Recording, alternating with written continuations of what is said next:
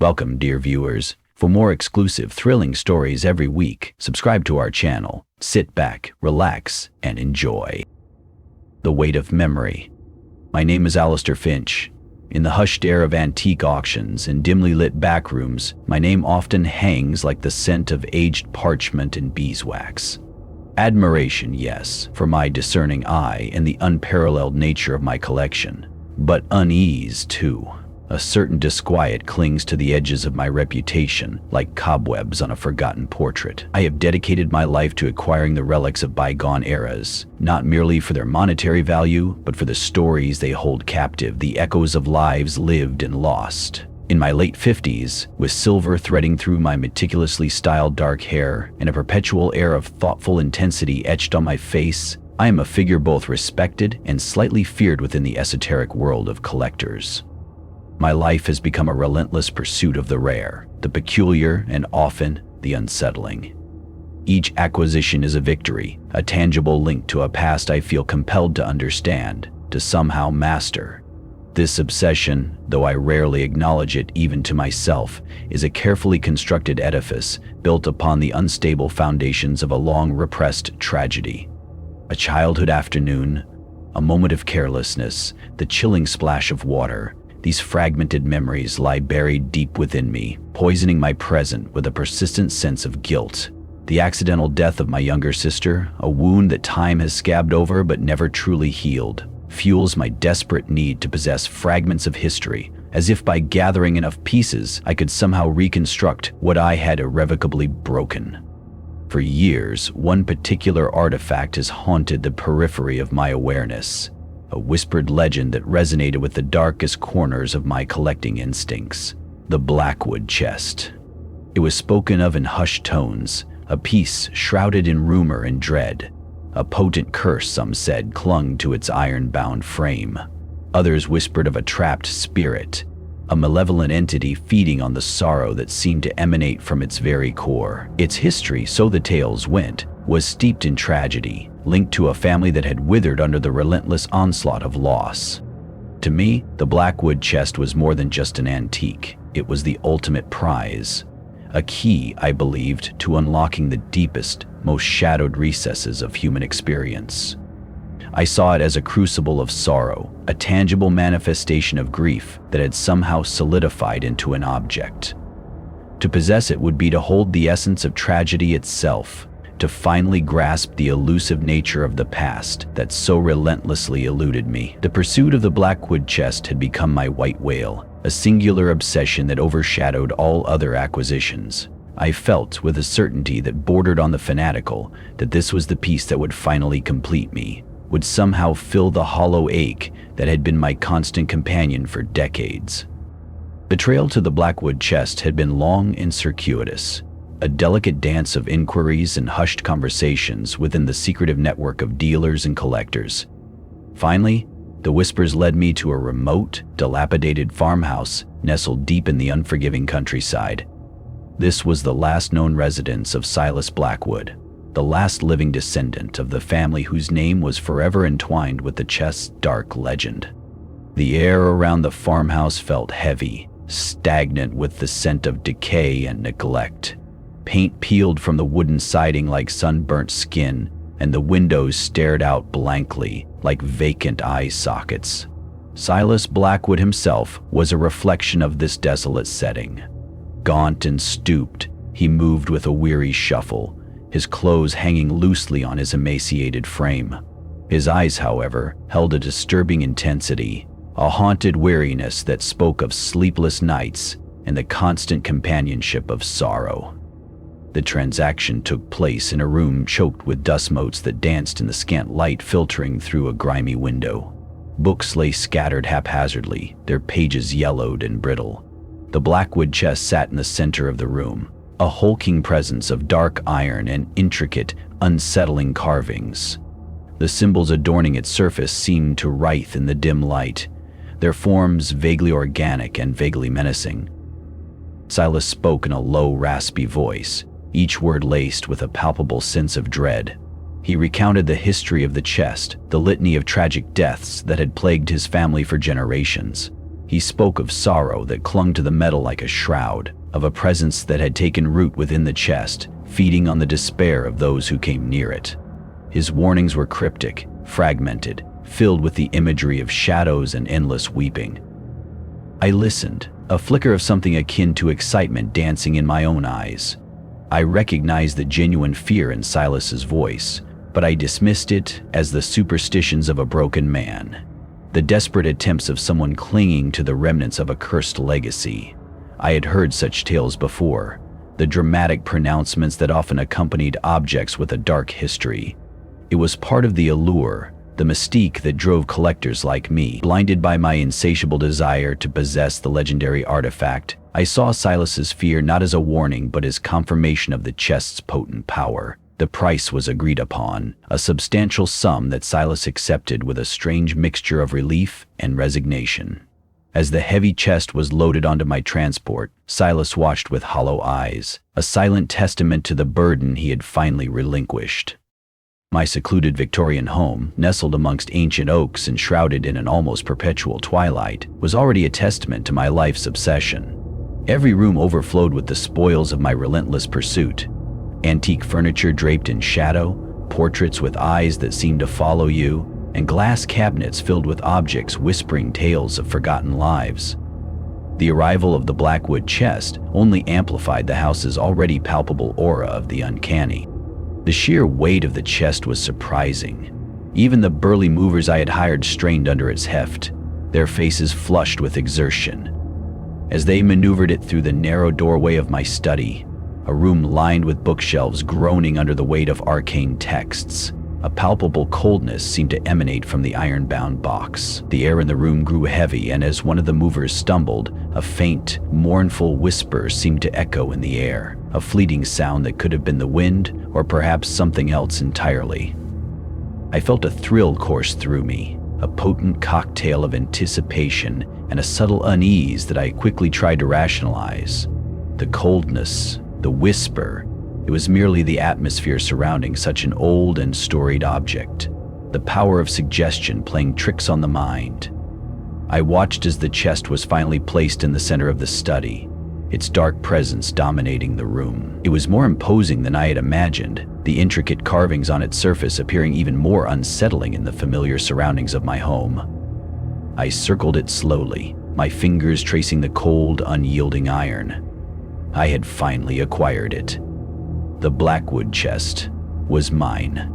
The first few days after the chest's arrival were marked by a subtle shift in the atmosphere of my home. It was as if an unseen weight had settled upon the house, a pervasive sense of stillness that was both unnerving and strangely compelling.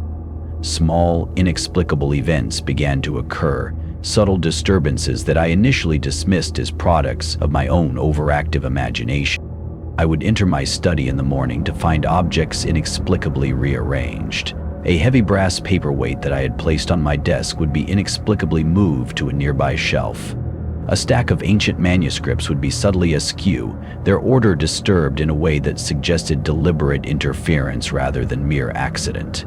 I would catch fleeting shadows in the periphery of my vision, only to find nothing there when I turned to look. In the dead of night, as the wind howled softly outside, I would sometimes be awakened by faint, almost imperceptible sounds, a soft creaking from the direction of the study, a delicate rustling that could have been mice but felt somehow heavier, more deliberate. Once, I was certain I heard faint sobbing, a muffled, childlike sound that seemed to emanate from the very walls of the house. I would lie in bed, my heart pounding, straining to hear more, but the sounds would always fade away, leaving me in a state of anxious uncertainty. Perhaps most unsettling were the dreams, vivid, fragmented images that would flicker through my mind just as I drifted off to sleep. I would see a flash of sunlight on water, the vibrant green of a grassy bank, and then the terrifying image of a young girl falling, her small hands reaching out for something that wasn't there. The dreams were always fleeting, leaving me with a lingering sense of dread and a vague, unsettling familiarity that I couldn't quite place. I am a man of logic and reason, and I initially attempted to rationalize these occurrences. The house is old, prone to settling and strange noises. The rearranged objects were likely my own absent-mindedness.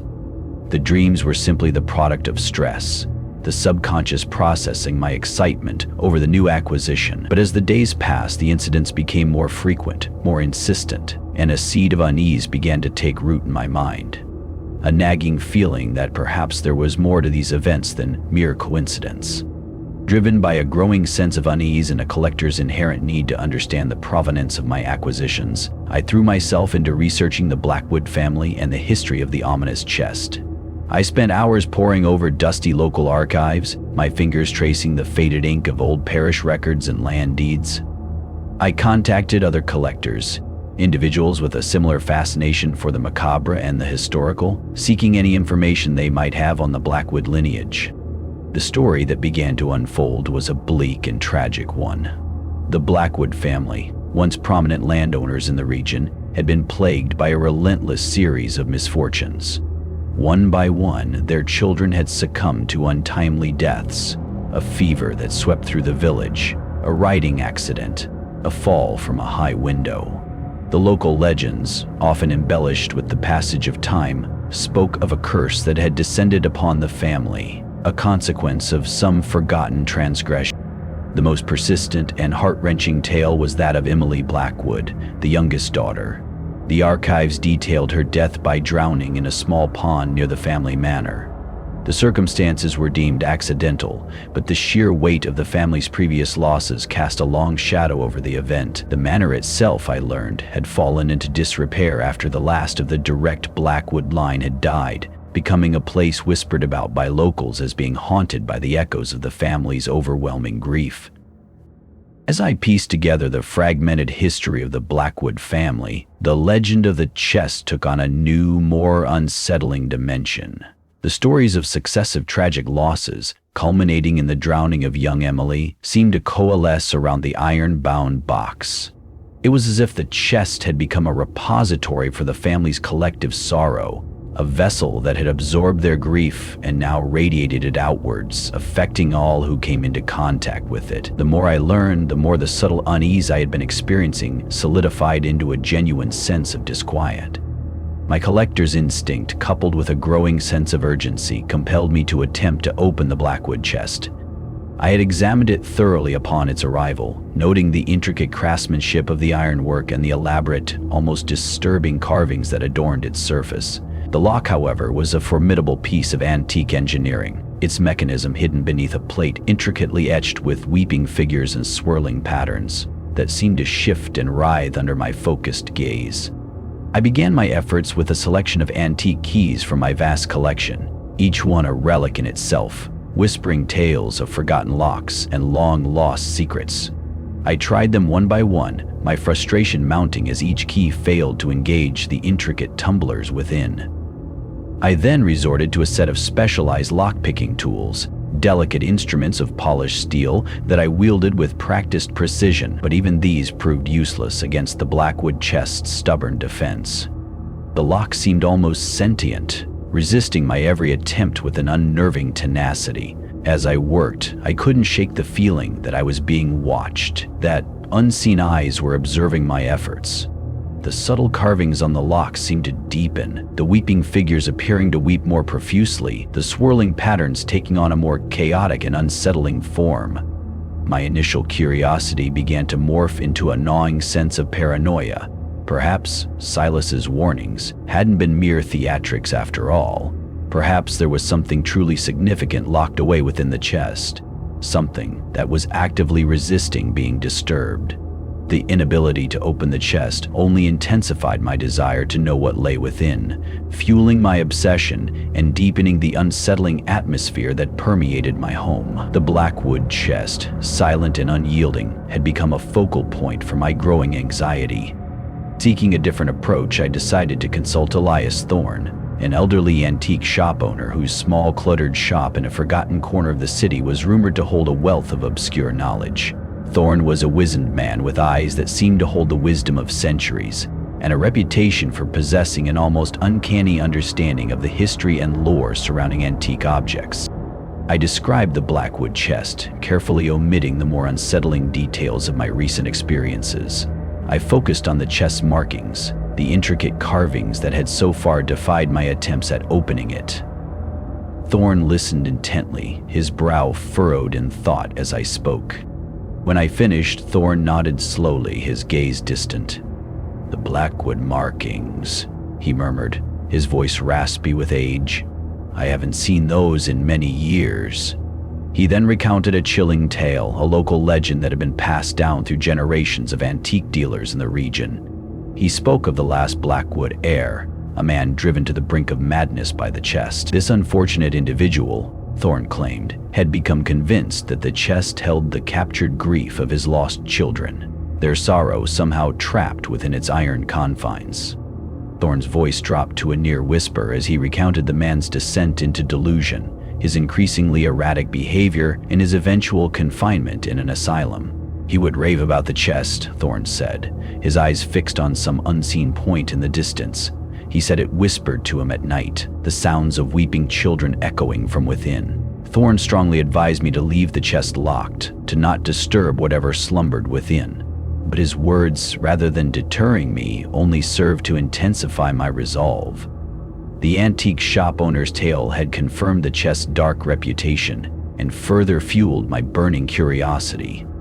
Weeks turned into a frustrating cycle of attempts to breach the Blackwood chest's formidable lock. I tried every trick I knew, every technique I had learned over my long career as a collector. I spent hours examining the lock under a magnifying glass, searching for any hidden mechanism, any subtle clue that might reveal its secret. One evening, as I was meticulously cleaning the chest's surface, my fingers brushed against a small, almost imperceptible indentation on its side. It was a tiny silver locket, intricately engraved with a delicate floral pattern, almost seamlessly embedded into the ironwork. I had overlooked it before, its small size and subtle placement making it easy to miss amidst the more prominent carvings. Intrigued, I examined the locket more closely. I noticed that it could be rotated slightly. A hunch, an intuitive feeling that had served me well in my collecting endeavors, prompted me to try twisting it.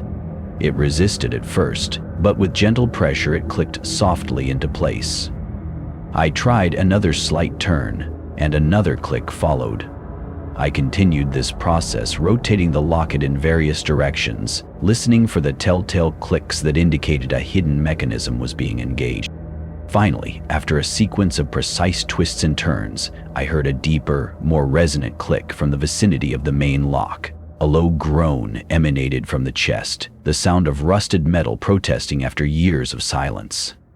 With a final creaking sigh, the heavy lid of the Blackwood chest swung inward, releasing a rush of cold, stagnant air and the faint, delicate scent of lilies. I held my breath, my heart pounding in my chest. I had expected something befitting the chest's dark reputation, perhaps a collection of macabre artifacts, objects radiating an aura of malevolence, or maybe even in the deepest recesses of my imagination, a glimpse of some trapped entity, a shadowy form writhing in the darkness. But what lay inside the Blackwood chest was profoundly, almost disappointingly ordinary. Nestled on a bed of faded dark blue velvet, its nap worn smooth with age, was a single object. Small and unassuming, it was a tarnished silver locket, its surface dull with years of neglect. It was oval in shape, and upon its front, delicately engraved in a flowing script, were the initials E.B. I stared at the locket, a sense of anticlimax washing over me. This was it? This was the object that had been the focus of so much fear and speculation? I reached into the chest, my fingers brushing against the soft velvet lining, and carefully lifted the locket. It felt surprisingly light in my hand, its surface cool against my skin.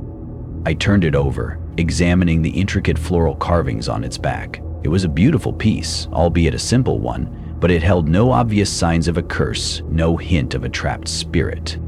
As my fingers closed around the silver locket, a sudden, overwhelming sensation washed over me. It wasn't a supernatural force, not the chilling touch of a ghost, but something far more profound and deeply personal. A torrent of fragmented memories, long buried and forgotten, flooded my consciousness. I saw flashes of a sun-drenched afternoon, the vibrant green of grass bordering a small, shimmering pond. I heard the echo of a child's laughter, light and carefree, followed by a sudden, sharp cry. Then the terrifying image of a small figure stumbling near the water's edge, tiny hands reaching out in desperation. The next moment was a blur of panic and confusion, the overwhelming terror of a small hand slipping from my grasp, the chilling sound of a splash that seemed to echo through eternity. The memories were visceral, raw with the pain and guilt that I had suppressed for decades. I felt the icy shock of the water, the crushing weight of responsibility, the agonizing realization of what I had lost. The fragmented images coalesced, forming a picture that had been deliberately fractured and hidden away in the deepest recesses of my mind. I saw the face of the little girl, her bright eyes wide with fear, her dark hair wet and clinging to her face. It was my younger sister. Her name wasn't just a vague memory, it was Emily. In that moment of sudden, brutal clarity, I understood. The locket wasn't cursed in the traditional sense, not imbued with some malevolent supernatural power. It was a trigger, an object imbued with the immense, unresolved grief of the Blackwood family, particularly the crushing sorrow surrounding the death of young Emily. The chest itself had acted as a vessel, a container that had absorbed and held this potent emotional residue, amplifying the sadness and despair that clung to it. And then, the final devastating realization struck me. My own repressed guilt, the decades of unspoken sorrow over my sister's accidental death, had resonated with the chest's inherent sadness. The unsettling events in my home, the faint whispers, the feeling of being watched, they weren't the work of an external entity, but rather the manifestations of my own buried trauma, amplified by the Blackwood family's tragedy. The connection was undeniable. My mother's maiden name, Blackwood, a detail I had long forgotten, a thread connecting my own personal tragedy to the history contained within the iron chest. The faint whispers I had heard in the dead of night, the fleeting feeling of being watched, these were not the manifestations of a malevolent spirit, but rather the lingering echoes of my own unresolved grief, perhaps intertwined with the faint, almost imperceptible resonance of Emily's presence. The curse of the Blackwood chest was never an external entity, but the heavy, suffocating burden of my own past, amplified by the profound tragedy that had befallen my mother's family. The locket, engraved with Emily Blackwood's initials, was the key, the catalyst that had finally unlocked the floodgates of my repressed memories.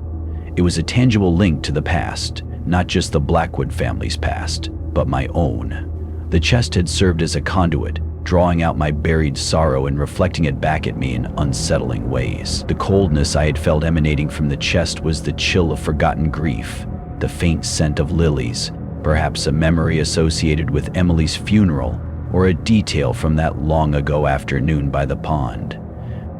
The revelation of my connection to the Blackwood family and the resurfacing of my repressed memories plunged me into a period of intense emotional turmoil.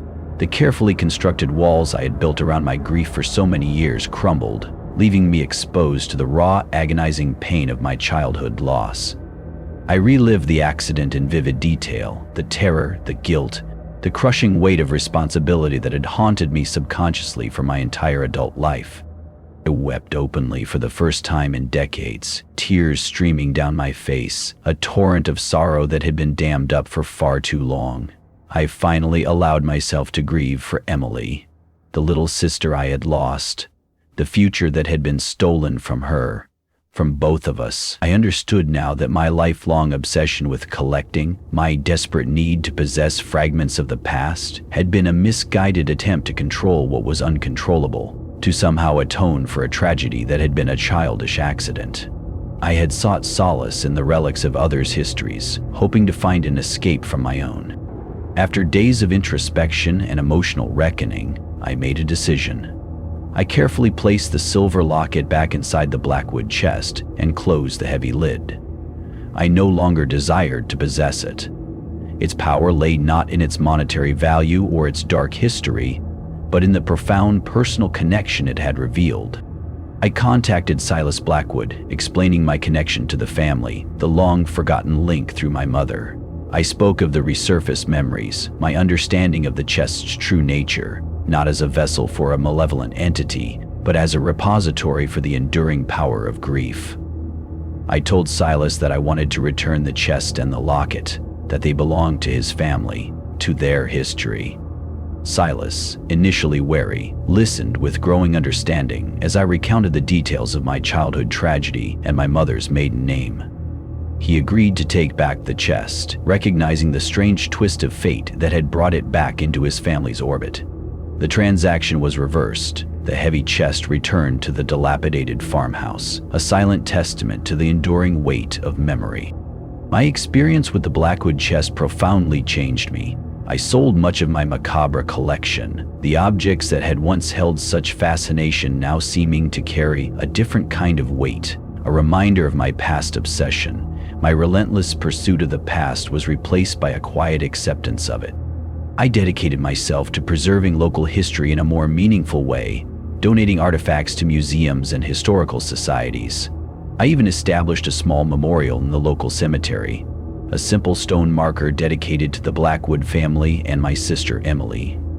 The Blackwood chest, returned to its rightful place in the dusty farmhouse, became a local legend once more, a reminder of the enduring power of grief and the importance of facing one's own history, not just collecting the fragments of others.